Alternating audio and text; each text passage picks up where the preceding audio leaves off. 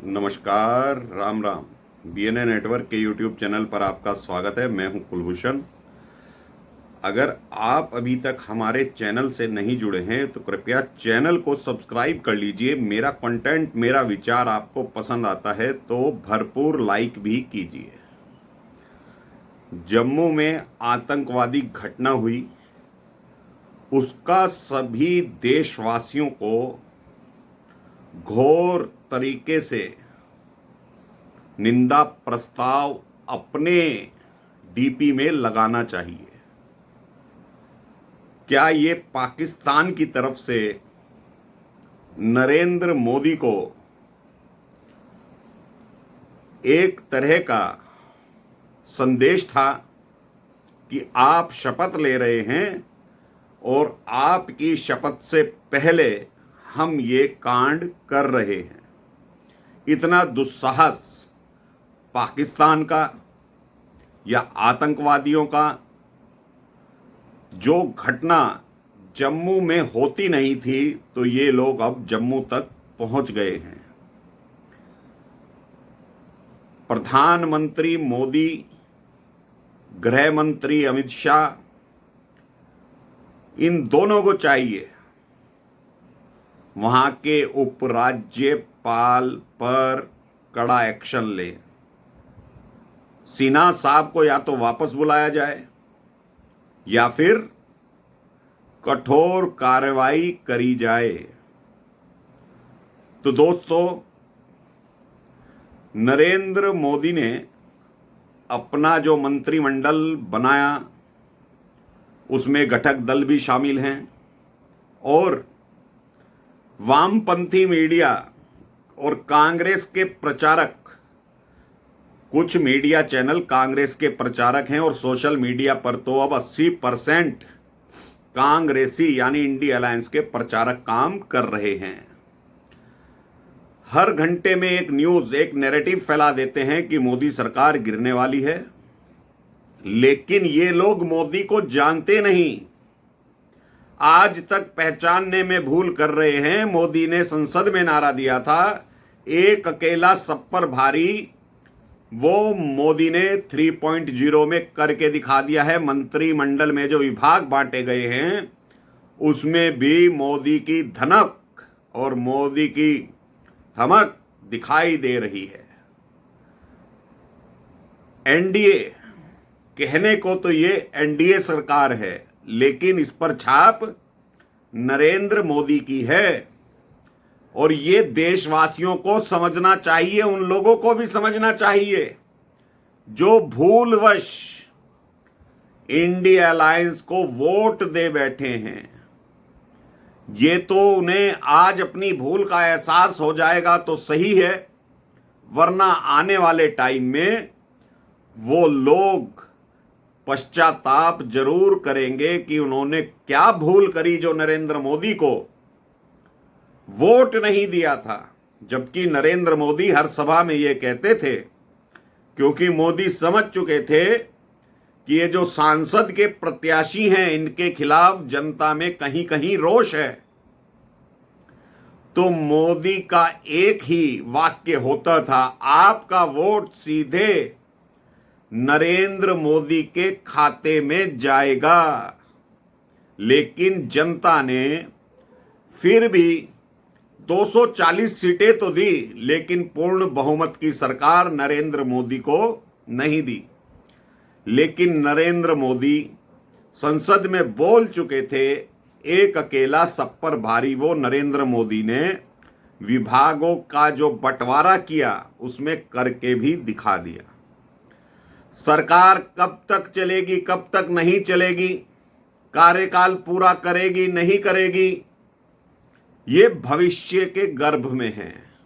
लेकिन इतना तय है दोस्तों कि नरेंद्र मोदी किसी के सामने, किसी की शर्तों के सामने झुकने वाले व्यक्ति नहीं हैं। बहुत लोग मोदी को जान चुके हैं और उससे भी ज्यादा लोग ऐसे हैं जो मोदी को अब तक पहचान नहीं पाए। विपक्ष मजबूत हुआ है, इसमें कोई दो राय नहीं है, लेकिन जो नैरेटिव कल से चलाया गया कि एक भी मुस्लिम को मंत्रिमंडल में जगह नहीं दी गई, एक भी मुसलमान व्यक्ति को मंत्री नहीं बनाया गया, तो क्या चाहते हैं ये लोग नरेंद्र मोदी से कि एक मुस्लिम को मंत्रिमंडल में शामिल किया जाए? जिन मुस्लिमों ने फतवे के आधार पर विपक्षियों को वोट दिया, एक तरफा वोट दिया, 98% वोट दिया, एनडीए का एक भी मुस्लिम सांसद जीत कर नहीं आया। आप भाजपा पर आरोप लगाते थे कि भाजपा मुस्लिम विरोधी है, तो एनडीए के जो घटक दल हैं, जेडीयू है, उन्होंने तो मुस्लिम प्रत्याशी उतारे थे। उनका कोई सांसद जीत कर क्यों नहीं आया? केरल में एक मुस्लिम प्रत्याशी भाजपा ने भी दिया था, वो क्यों नहीं जीत कर आया? आप वोट दोगे नहीं, आप सरकार का साथ नहीं दोगे, लेकिन सरकार में हिस्सेदारी चाहते हो। और ये लोग बोल कौन रहे हैं? इंडिया अलायंस के प्रचारक मीडिया, वामपंथी मीडिया, रवीश कुमार, पुण्य प्रसून वाजपेयी, उल्टा चश्मा, सीधा चश्मा, ना जाने कौन कौन से यूट्यूबर हैं। कल से एक नैरेटिव घड़ा जा रहा है कि मुस्लिम को तो मंत्री ही नहीं बनाया। कायदे से दोस्तों, मुस्लिम अब अल्पसंख्यक नहीं रहा। मुस्लिम 17-18% से ऊपर है, दूसरी बड़ी मेजॉरिटी है हिंदुस्तान में। इसको स्वीकार कौन करेगा? जो 1% से भी कम जैनी हैं, बौद्ध हैं, सिख 2% से कम हैं, तो अल्पसंख्यक तो ये लोग हैं। क्रिश्चियन 2%, 2.5% हैं, तो अल्पसंख्यक तो ये लोग हैं। तो मोदी ने इन लोगों को अपने मंत्रिमंडल में पूरी जगह दी, इनके हिसाब से ज्यादा जगह दी। 2 मंत्री सिख समुदाय से बनाए गए हैं, एक क्रिश्चियन समुदाय से बनाया गया है, एक बौद्ध समुदाय से बनाया गया है, और एक जैन समुदाय से अमित शाह आते हैं। तो नरेंद्र मोदी के ऊपर उंगली उठाने से पहले ये भी तो तर्क समझिए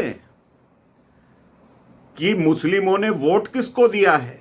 जब नरेंद्र मोदी 2014 में सबका साथ सबका विकास की बात करते थे, 2019 में सबका प्रयास और सबका विश्वास की बात करते थे, तो मोदी ने भी यही कहा, भैया तुमने प्रयास नहीं किया तो हमने भी विश्वास नहीं किया।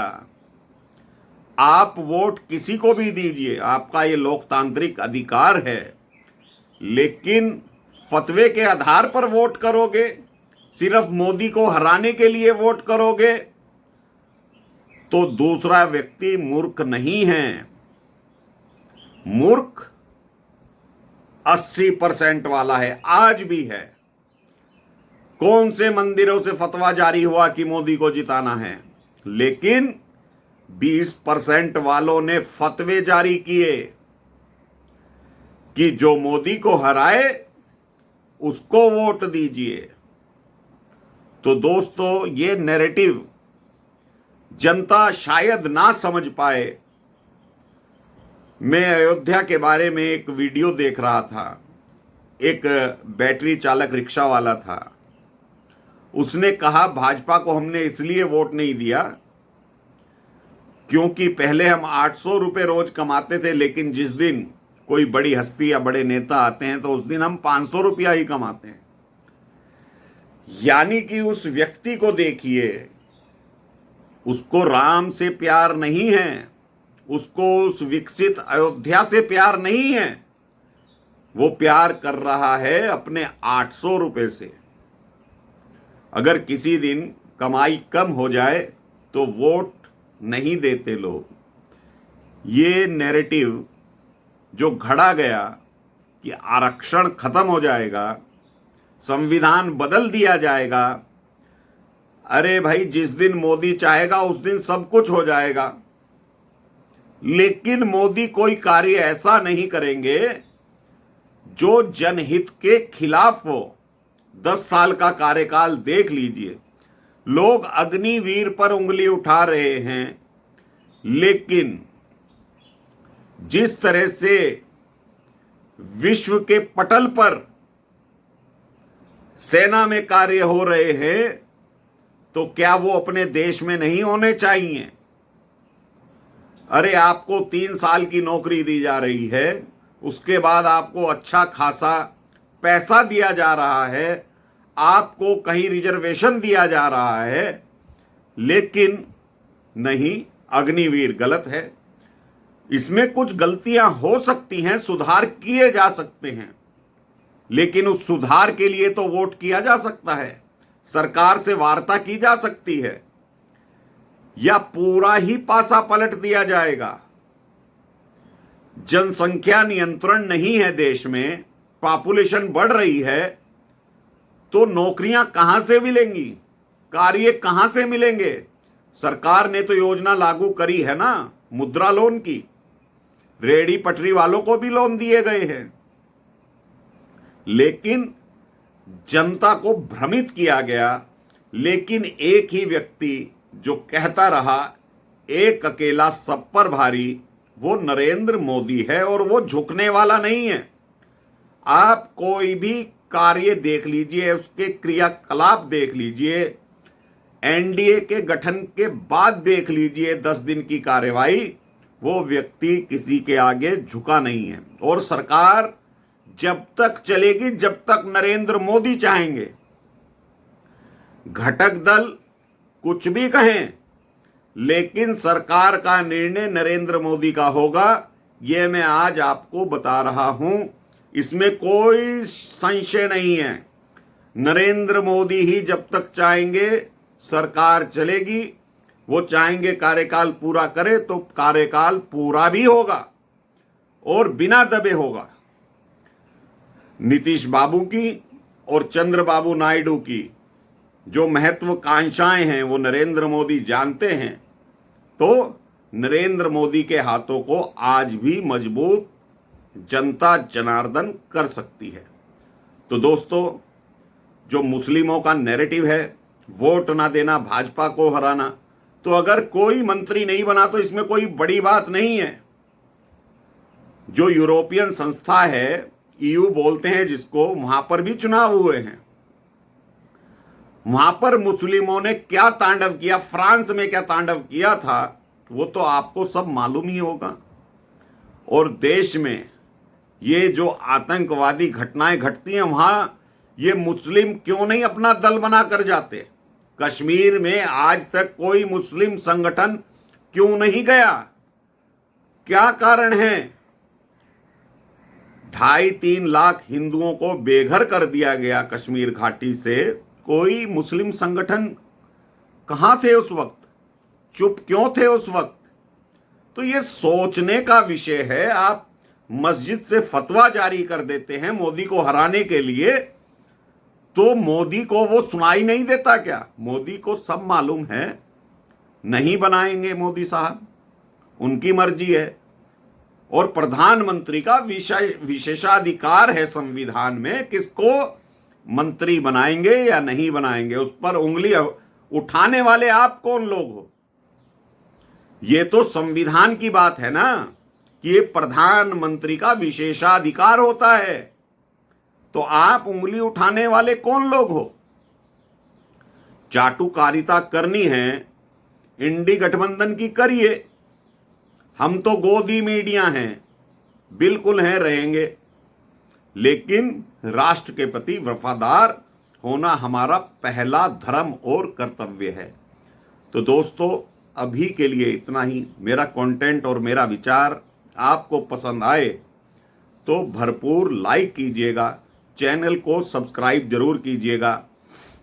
बेल आइकॉन दबा लीजिए। धन्यवाद। नमस्कार। भारत माता की जय।